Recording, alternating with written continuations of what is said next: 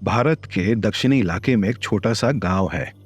इस कहानी के संदर्भ में मैं इस गांव के नाम को गुप्त ही रखना चाहूंगा, जिससे इस कहानी के पात्रों की गोपनीयता बरकरार रहे। मैं एक पुलिस कर्मचारी हूँ और पिछले 12 सालों से यहाँ नौकरी कर रहा हूँ। सच बताऊं तो मेरे लिए यहाँ एक पुलिसकर्मी होना कोई उत्तेजक काम नहीं था, क्योंकि इस गांव में क्राइम के नाम पे ज्यादा कुछ होता नहीं था। छोटी मोटी चोरी, घरेलू झगड़े, मारपीट या जमीन को लेके झगड़े, यही सब यहाँ के मुख्य अपराधों की श्रेणी में आते हैं, जो कि एक अच्छी बात भी है हम लोगों के लिए, अगर मैं बड़े शहरों की तुलना में देखूं तो, जहाँ जान का जोखिम ज्यादा होता है पुलिस की नौकरी में। इन सब के बावजूद एक घटना ऐसी हुई जिससे मैं आज तक उभर नहीं पाया हूँ, और ना मैं इस घटना को पूरी तरह समझ पाया हूँ। ये बात 9 साल पहले की है। हमारे गांव में एक महिला थी जिन्हें हम सीमा आंटी या अम्मा के नाम से जानते थे। उनकी उम्र उस वक्त करीब 65 से 70 के बीच रही होगी। उनके पति का 3 साल पहले देहांत हो चुका था और उनके 3 बच्चे थे, जिसमें से 2 पास ही के स्टेट में रहते थे और तीसरा जो था विदेश में कहीं था। हमने कभी भी उनके किसी बच्चे को उनसे मिलने आते नहीं देखा था। पति के देहांत के बाद से अकेली ही रहती थी और उनके स्वभाव में भी काफी फर्क आ गया था। गांव में उनकी किसी से नहीं बनती थी और लोगों ने इनसे दूरी बनाना शुरू कर दिया था। गांव में इनकी 7 एकड़ की जमीन थी और इस जमीन पर एक काफी पुराना मकान था जिसमें ये रहती थी, और बाकी जगह जंगल और झाड़ उगे हुए थे। कुछ भैंसे और बकरियां भी पाली हुई थी जिससे इनका गुजारा चलता था। अम्मा एक अनोखी किस्म की औरत थी। महीने में लगभग 5 से 6 बार वो 100 नंबर पे कॉल लगा लिया करती थी। कभी उन्हें लगता था कि रात में उनके घर के छत पे कोई है, तो कभी उन्हें लगता था कि उनकी भैंस और बकरियों का कोई दूध चुरा रहा है, और ऐसी कई दर्जनों घटनाएं। इनमें से सारी कंप्लेंट्स फर्जी पाई जाती थी। छत पे रात में कबूतरों की आवाज से इन्हें ऐसा लगता था कि कोई छत से इनके घर के अंदर आने की कोशिश कर रहा है। तो जब भैंस या बकरी दूध कम देती थी तो इन्हें लगता था कि कोई रात में आके उनका दूध चुरा ले रहा है। मैं और मेरे साथ शिफ्ट पे मौजूद कांस्टेबल्स कई बार इनके घर जाते थे इन कंप्लेंट्स की तहकीकात करने। हम कोशिश करते थे कि कभी भी इस बात का बुरा ना फील कराए या उन्हें डांटे ना कि सारी रिपोर्ट्स फर्जी थी, क्योंकि हम जानते थे कि पति के गुजर जाने के बाद से वो एकदम अकेली थी। ना उनके बच्चे साथ थे, ना कोई उनका दोस्त था इस गाँव में, और इतनी बड़ी प्रॉपर्टी में ऐसे अकेले रहना मेरे ख्याल से उनके मानसिक स्थिति पे काफी बुरा असर डाल रहा था। हमारी कोशिश यही रहती थी कि हम उनकी बात सुन के हमने कार्रवाई शुरू कर दी है, और हम उनकी प्रॉपर्टी चेक करके उन्हें हौसला दे देते थे कि वहाँ पे कोई नहीं है, और ये चीज कुछ हफ्तों या महीने में दोहराई जाती थी। मैंने कई बार उनके बच्चों से संपर्क करने की कोशिश करी, लेकिन इसका कोई फायदा नहीं हुआ। मैंने अपना नंबर भी उनके बच्चों को दिया, लेकिन कभी कोई कॉल बैक नहीं आया। एक दिन मैं और मेरे साथ एक कांस्टेबल, हम लोग पेट्रोलिंग पे थे, जब हमें रेडियो पे कंट्रोल रूम से एक सूचना मिली कि लेक के पीछे वाली प्रॉपर्टी से कुछ कंप्लेंट आई है। हम समझ गए थे कि ये अम्मा के घर से ही थी। हम उनके घर की तरफ निकल चले। जून का महीना था और सुबह से मौसम काफी खराब चल रहा था। हवा और बारिश दोनों बहुत तेज थे। हमें यकीन था कि हमेशा की तरह किसी फालतू बात पे उन्होंने 100 नंबर पे कॉल लगा लिया होगा। जब हम वहाँ पहुंचे तो घर के बाहर ही खड़ी हमारा इंतजार कर रही थी। मैं लगभग 1 महीने बाद उनसे मिल रहा था और उस 1 महीने में काफी कमजोर हो चुकी थी। गाल एकदम पिचके हुए, चेहरे पे वो झुर्रियां और उनकी आंखों के नीचे वो काले गड्ढे। उनके बेजान से सफेद बालों को देख के लग रहा था कि काफी दिनों से वो धुले नहीं थे। कपड़े भी उन्होंने काफी गंदे पहने हुए थे। उन्हें देख के मन में थोड़ा दुख सा लग गया था, लेकिन घर के दरवाजे पे खड़ी वो जिस तरह हमें घूर रही थी उन आंखों से, सच बताओ तो डर भी लग रहा था। हम उनकी तरफ बढ़े और मेरे साथी कांस्टेबल ने पूछा, अम्मा क्या बात है, क्या दिक्कत आ गई इस बार? उन्होंने बताया कि कोई है उनके घर में। ये सुन के हम भी थोड़ा दंग रह गए थे। हम तुरंत घर के अंदर गए उसे चेक करने। हमने पूरा घर चेक किया, लेकिन हमें वहाँ कोई नहीं दिखा और ना ही घर में किसी के जबरदस्ती घुसने का कोई संकेत। लेकिन घर की हालत बहुत खराब थी। घर का ज्यादातर सामान फैला हुआ था। काफी दिनों के गंदे बर्तन किचन में पड़े हुए थे, लेकिन कुछ चीज हमने ऐसी देखी जो काफी अजीब थी, जैसे कि घर के सारे शीशे टूटे हुए थे और घर की जितनी भी लकड़ी की अलमीरा थी, सबके ऊपर जैसे कुल्हाड़ी या किसी पैनी चीज से मारकर तोड़ने की कोशिश करी गई थी। एक अलमीरा के तो दरवाजे पे एक बड़ा छेद भी हो गया था। वो घर बिल्कुल भी उनके रहने लायक नहीं था। हम दोनों को अम्मा की मानसिक स्थिति ठीक नहीं लग रही थी। हम आपस में कुछ डिस्कस करते इतने में अम्मा कमरे के अंदर आ गई। हमने मुस्कुराते हुए बोला कि अम्मा, हमने पूरा घर छान लिया है, यहाँ कोई नहीं है, आपको बिल्कुल घबराने की ज़रूरत नहीं।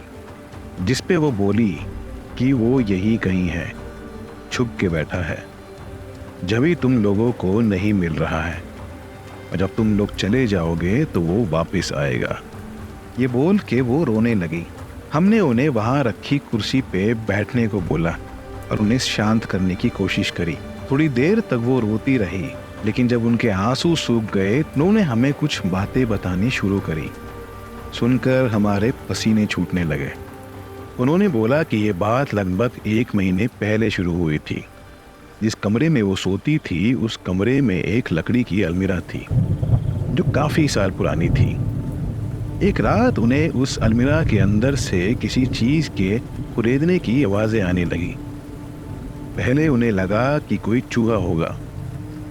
इस आवाज़ पे गौर न करते हुए वो सोने चली गई। अगली सुबह जब उन्होंने अलमीरा को किसी काम से खोला तो वहाँ उन्हें कोई निशान नहीं दिखा।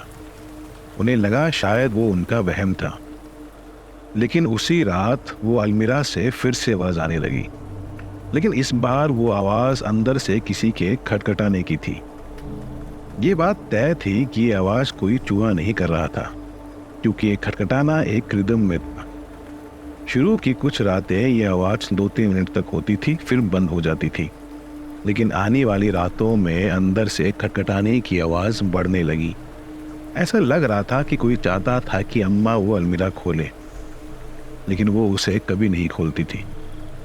एक रात जब अम्मा सो रही थी तो किसी ने हल्की आवाज़ में उनका नाम पुकारा।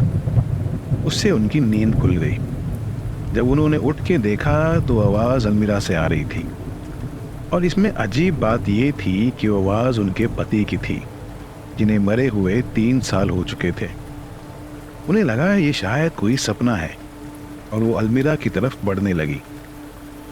अम्मा ने जब पूछा कि कौन है, तो अंदर से आवाज़ आती है कि मैं हूँ, दरवाज़ा खोलो, मैं जानता हूँ कि तुम कब से अकेली हो, अब हम जल्दी ही साथ होंगे।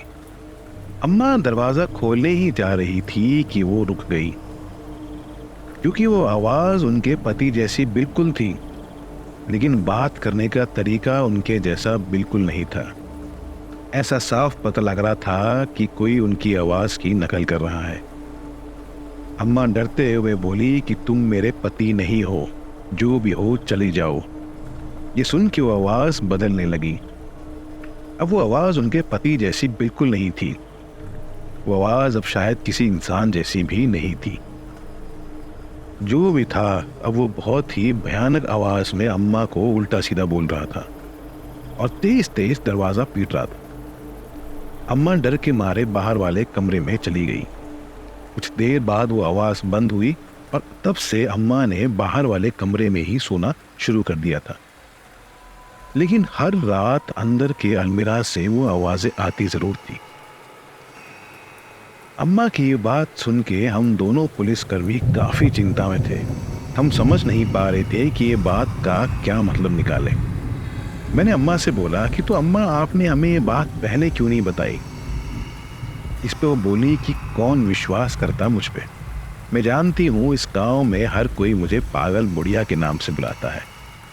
तुम लोगों को भी तो मैंने कितना परेशान किया है, और सच बताओ तो मुझे लगा कि ये सब जल्दी ही बंद हो जाएगा, लेकिन मैं नहीं जानती थी कि आने वाली रातों में क्या होने वाला है। अम्मा ने बताया कि एक रात जब वो बाथरूम के शीशे के सामने थी तो उन्हें वो दिखा। एक काली परछाई की तरह उनके पीछे खड़ा था वो। उसकी आंखें एकदम लाल थी। ऐसा लग रहा था कि जैसे वो शीशे से बाहर आना चाहता था। इन्होंने डर के मारे पास रखे साबुन को उठा के शीशे में दे मारा, इससे वो शीशा टूट गया। उन्हें लगा कि शायद अब वो घर के बाकी शीशों में से बाहर आने की कोशिश करेगा।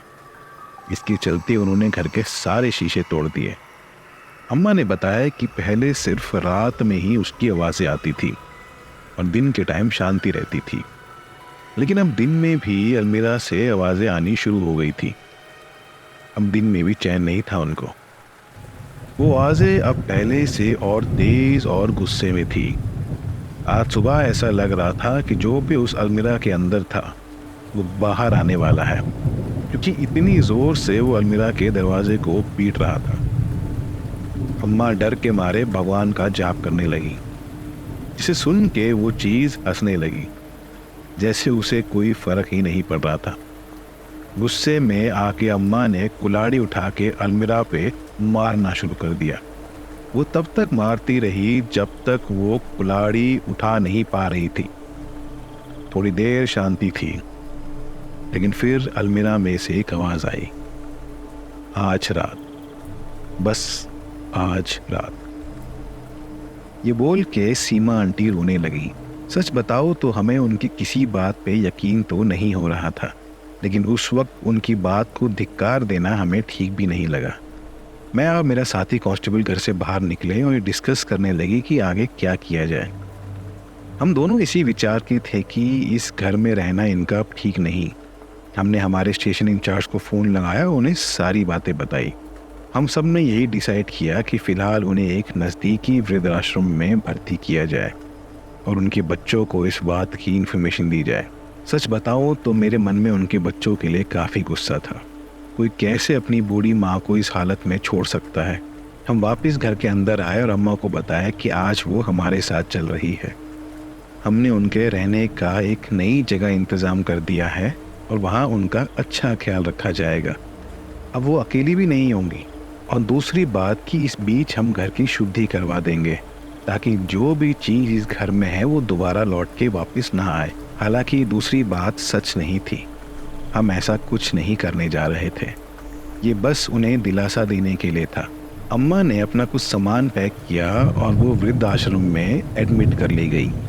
वो काफ़ी खुश और चिंता मुक्त लग रही थी। इतना खुश शायद मैंने उन्हें अपने पति के मरने से पहले ही देखा था। उन्हें वहाँ छोड़ के और पेपर वर्क ख़त्म करके हम लोग वहाँ से लौट आए। पूरा दिन लग गया था, लेकिन कहीं ना कहीं मन में खुशी सी भी थी कि वो अब ठीक है। मैं शिफ्ट के बाद वापस घर लौट आया। रोज़ाना की तरह रात का खाना खा के मैं सोने चला गया। सुबह 4 बजे मेरा फ़ोन बजता है।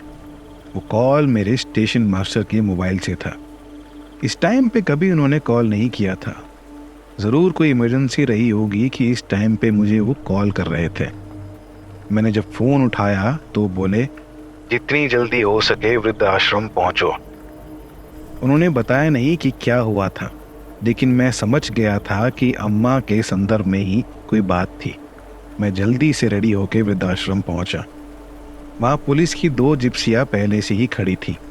मैंने अपनी बाइक पार्क करी और जब आश्रम में घुसा तो रिसेप्शन पे ही स्टेशन इंचार्ज खड़े थे। मेरे उनके पास पहुंचते ही वो बोले कि अम्मा चली गई। पहले मुझे लगा कि शायद वो आश्रम से कहीं भाग गई, लेकिन जब मैंने पूछा कि वो कहाँ गई तो वो फिर से वही बात बोले कि वो चली गई। मुझे कुछ समझ नहीं आ रहा था। मैं भागते हुए उनके कमरे तक पहुंचा जहां मैं पिछली शाम उन्हें छोड़ के गया था। मेरी रूह कांप गई थी जब मैं उस कमरे में घुसा। कमरे में हर जगह खून फैला हुआ था, दरवाज़ों पे, ज़मीन पे, बिस्तर पे, हर जगह। बिस्तर पे पड़ा चादर फटा हुआ था, मानो जैसे किसी ने खींच के उसे फाड़ा हो। ज़मीन पे खून से उंगलियों के घसीटने के निशान थे। वो खून के निशान बिस्तर से होते हुए ज़मीन पर, फिर ज़मीन से होते हुए कमरे के कोने में रखे एक लकड़ी के अलमीरा तक जा रहे थे, मानो जैसे कोई उन्हें खींच के ले जा रहा हो। और उन्होंने एक आखिरी कोशिश की हो अपने आप को बचाने की। मैं अलमीरा की तरफ गया। उसका दरवाज़ा खुला हुआ था। उसके अंदर कुछ नहीं था, खून का एक कतरा भी नहीं। मेरे साथ की कांस्टेबल भी वहीं मौजूद था। उसने बताया कि आश्रम के लोगों को रात करीब 2 बजे इस कमरे से दर्द से कर्राते हुए चिल्लाने की आवाज़ें आ रही थी। जब उन्होंने दरवाज़ा खोलने की कोशिश करी तो अंदर से बंद था। कुछ देर तक आवाज़ें आई और उसके बाद एकदम सन्नाटा छा गया था। पुलिस जब आई तो दरवाजा तोड़ा गया। क्या पिछले दिन सीमा आंटी ने जो बात बताई थी वो सच थी? क्या हमसे कोई चूक हो गई थी? 9 साल बाद भी मैं पूरी तरह इस बात को समझ नहीं पाया हूँ कि उस रात उस वृद्धाश्रम में हुआ क्या था। शायद कोई भी नहीं समझ सकता।